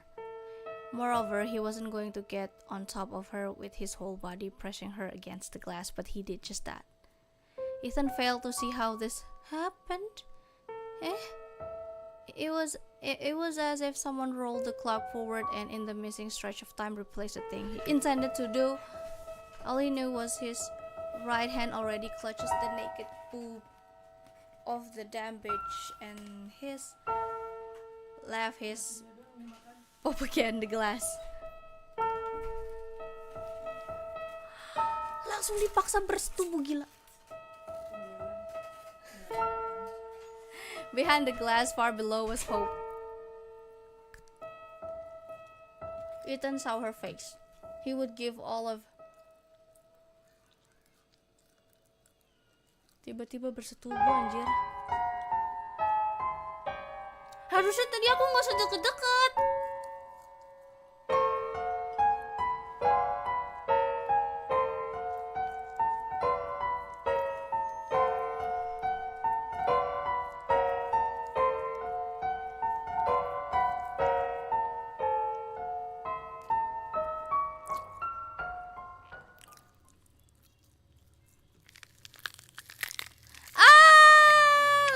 Muter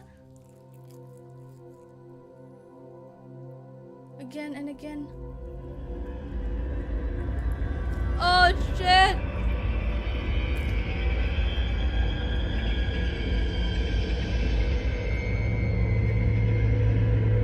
Aku nggak sempet baca jadi.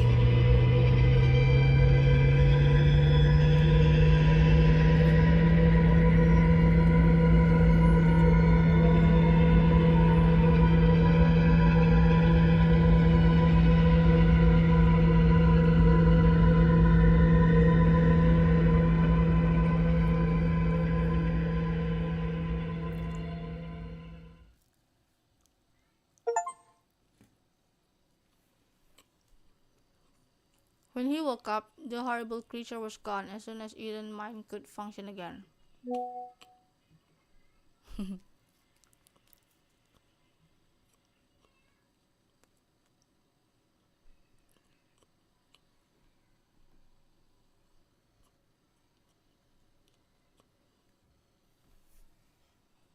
Bentar guys.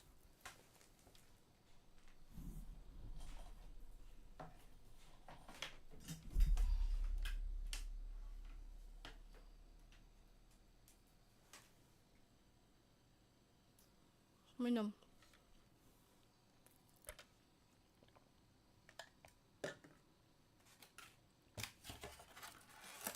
Hope returned sometimes between late at night and early in the morning. Ya, salah dong gue endingnya. The skin on her cheekbone was taut and almost transparent, and there were deep shadows under her eyes. She smelled of strong alcohol. Ethan went out of the dark room to see her. Things that lurk in the dark no longer frighten him.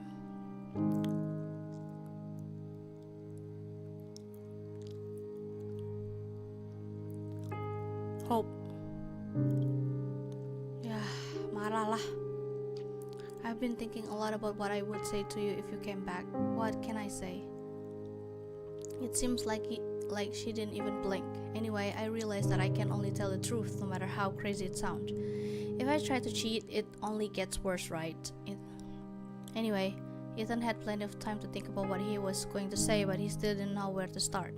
Some time ago, I don't remember exactly, I started seeing a girl. 兄さん、あの子一体誰なの？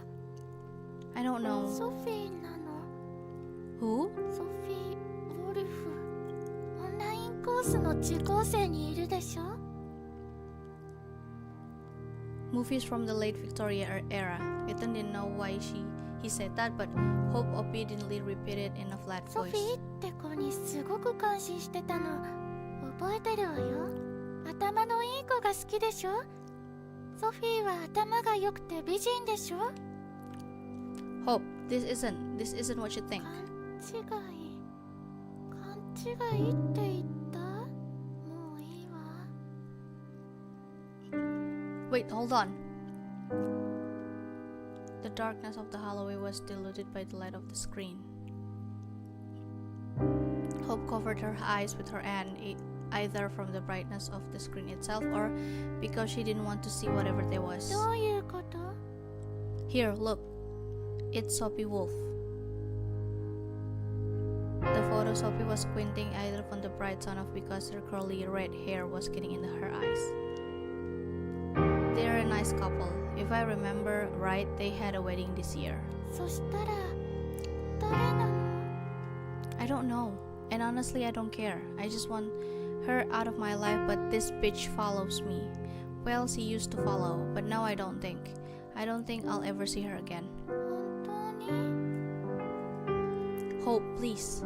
If you want to leave, I'll understand. But if you're willing to give me a chance, I promise I'll do my best to mend it all. He could really promise, but he was too eager for the nightmare to finally end. No more weird stories, please, Hope. I don't need anyone but you. If you can give. He couldn't finish because Hope kissed him. Her back hit the floor with a thud. The rest of the night actually went fine. Well, even more than that, except for the fact they were too busy to get any Anjing! At least everything was going okay until the moment when instead of Tai, he couldn't tell her. He mumbled something about not feeling well and collapsed on his back, paining.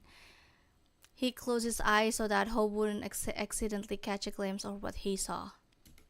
It's fine, she understands, said Hope. Something changed. Apa ini? Ini kayaknya masih lama ceritanya ya. Lama ceritanya, gue selesain dulu nih. Nah, ini gue nggak baca ya.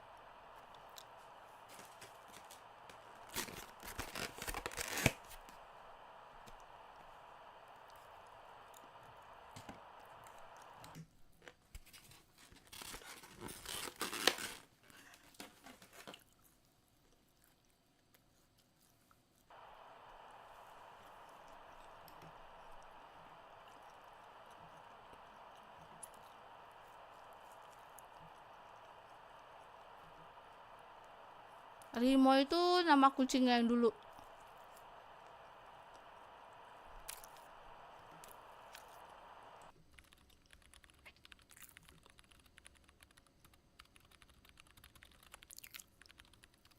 Buset.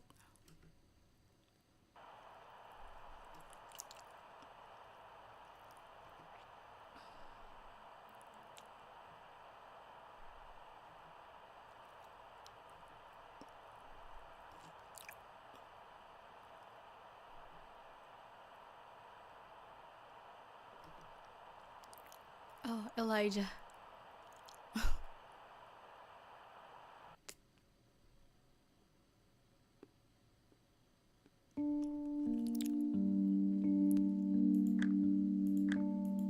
Oh iya, ini ceritanya masih panjang nih.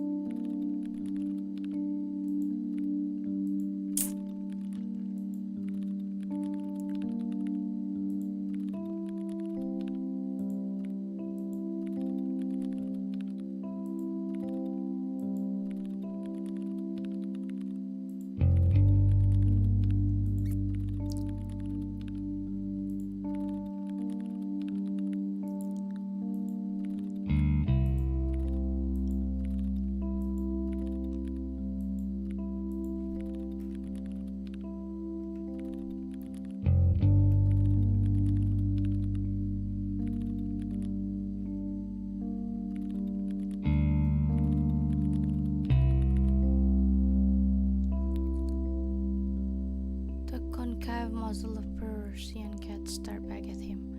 All that was required of Ethan, he had to call the cattery. A simple task, but Ethan hesitated. It was hard for him to get used to the idea of one of these popped-eyed creatures walking around their apartment. During the day, it will nap where it pleases, and at night sneak into the kitchen to play with the shadow that move by themselves. And its eyes will turn to two saucers of black and green necro if the light reaches them. Ancient people believe cat could walk between worlds and see spirits. Looking at Persians, Ethan hardly believed they could even breathe on their own. And yet, in his Ethan Harrison from the 21st century agreed with the ancient people. There was something sinister about them. In any case, he could call this cattery for hope's sake, for the sake of them both, since he had made the decision. Ethan had already picked up the phone and was about to proceed with the plan when he heard the key turn in the entrance door. Something about that wound him up. It was barely 5 o'clock in the evening, which was in any way very early for Hope to be back. If everything was fine, that's it. Ethan closed his laptop and went out into the hallway.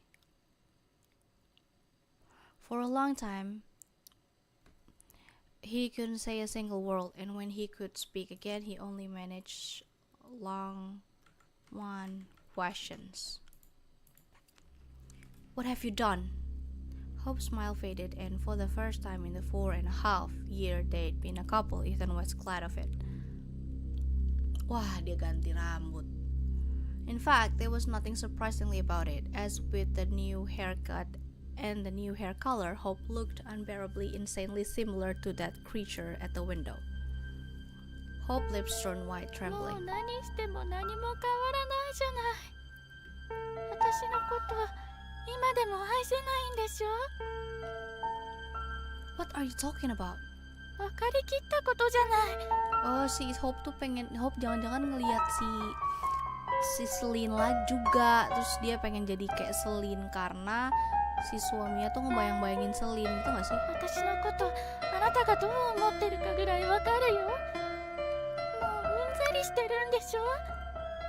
今私を触るのも嫌でしょ。私がどれだけ頑張ったところで何も変わらないじゃない。 Enggak, si Hope enggak freak, si Hope tuh kesepian. 認めたらどう？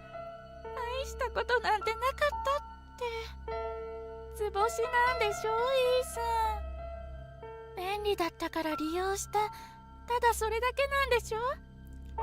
利用しがいのある便利な肥料は花を咲かせる。そうやって便利な存在を使うだけ使って自分が欲しかった花を手に入れたんでしょ兄さん。 Oh! Ethan would never hit his wife. More than that, he would never hit a woman. But what spoke to him was neither his wife or nor a woman. It was a nightmare. It created that bared its long, sharp teeth and came to take away his right for a second chance. Or so Ethan thought at that time. The punch turned out somewhat pathetic, but you have to take into account that west beasting is not fatal attraction. When you hit your wife properly, a mark does not fly up to the highlighted sign, a good one. Although this was only indirectly related to the early resonance Ethan had experienced in the matter, since his old man's fist used to itch often. If there was something like that, he would know. However, if any sign could light up at the moment, it would say something like, "You scum, Ethan." No. He kept repeating that even after Hope stormed out the door in tears.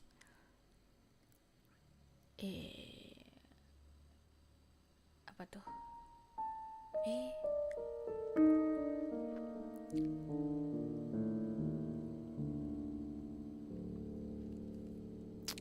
Ya, 5 menit lagi aku end stream.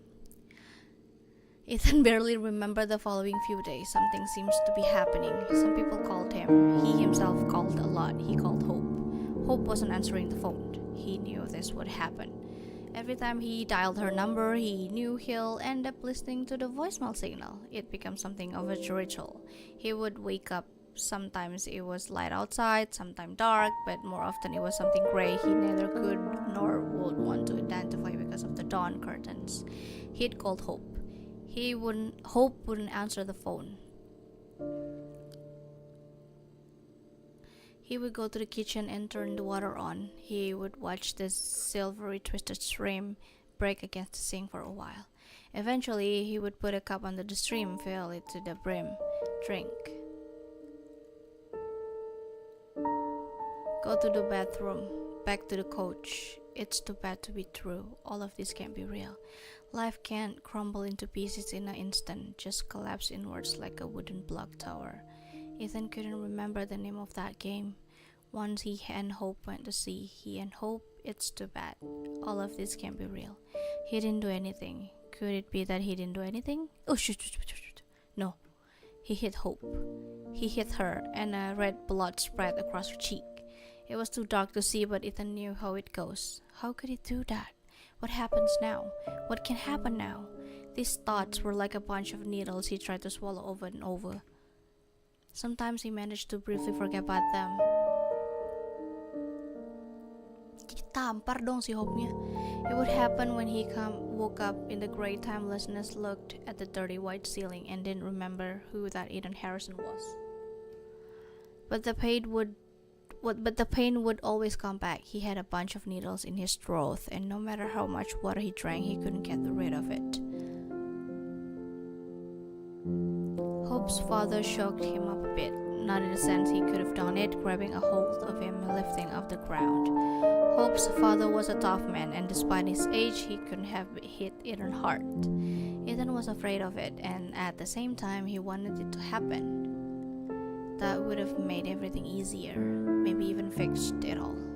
Ethan was going over it in his head, and he stared at the phone screen displaying a familiar number. He was awfully scared, yet he answered. It turns out Hope had asked her father to pack up for her. Mr. Mirrorless' voice was flat, maybe even a bit uncertain. And worst of all, he wasn't angry. This plunged Ethan into despair. He couldn't get his redemption like this. However, the upcoming visit forced Ethan to gain his sense. It shoved him back into reality like a stream of people pushing into a crowded subway train. He tidied up the place a bit. He shaved. He figured out what to say. Several times he rehearsed his speech in front of the mirror. And just before Mr. Mirrorless arrived, Ethan left the key with the neighbors. Simply put, he pled. Of course, he warned Mr. Mirrorless beforehand with the message because he didn't have the heart to call. Ethan wanted Mr. Mirrorless to pick up what he had to and get out as soon as possible. That for sure, he wasn't going to help, which meant he simply got between Ethan and his wife.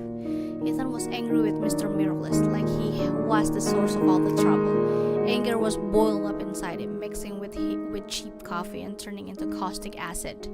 There was nothing rational about these feelings. Ethan had plenty of time to think about it, to weigh it, to examine it under a magnifying glass. He was sitting in the small cafe on the corner of the street until the street got dark. He would stay there even longer if a waiter hadn't come to his table to tell the place was closing. Ethan nodded absently and asked for a moment to use the bathroom. Again, there was nothing rational about being angry with Mr. Mirrorless. And to be honest, it was pathetic. Just like hitting your wife and then running away not to face her father. "You're scum, Ethan. Wordless scum." Ethan turned off the tap and stared at his reflection in a large mirror. A few drops of water trembled on the tip of his nose and chin. Now that was a proper punch. Sir, I'm sorry, but sir? Are you okay? You have blood oozing from his split lip. Ethan wiped it with the back of his hand. Yes, I'm fine. Sorry, I didn't mean to keep you. He smiled, and a red blood spread across his face just as it should. Wah, dia nyakitin diri sendiri ternyata. Ethan, something changed.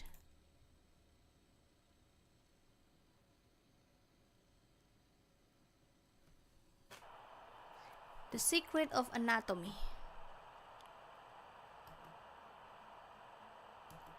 Kenapa isinya tomat semua?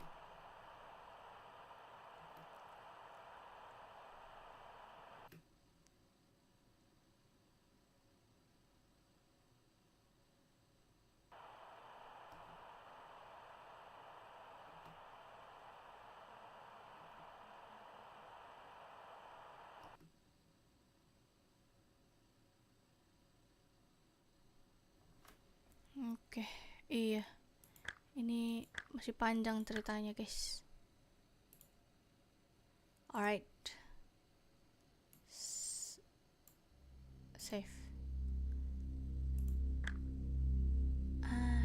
Untung gua tadi nggak exit ya. Untung gua nge-save ya.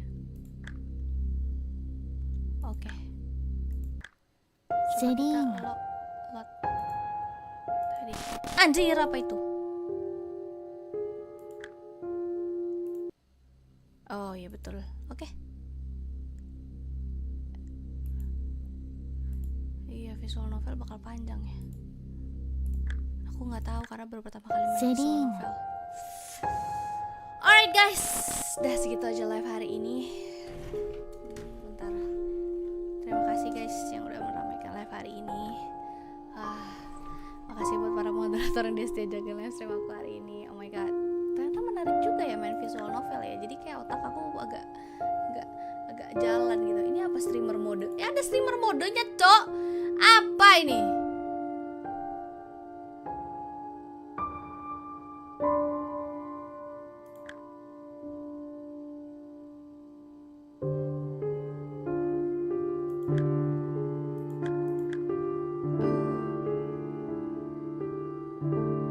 Ada streamer mode, baru lihat gue. Alright guys, makasih udah nonton. Nanti jadwalnya agak tahu deh kalau ada copyright lah. Nanti kita lihat lah setelah game ini tayang. Maksudnya game ini udah jadi video on demand. Nanti kita lihat bakalan kena copyright apa enggak. Oke, chat, thank you so much udah nonton aku sampai akhir. Makasih udah support aku terus. Aku Manisha, pamit undur diri. Bye, Minachi, have a great day and I love you. Dadah. Makasih.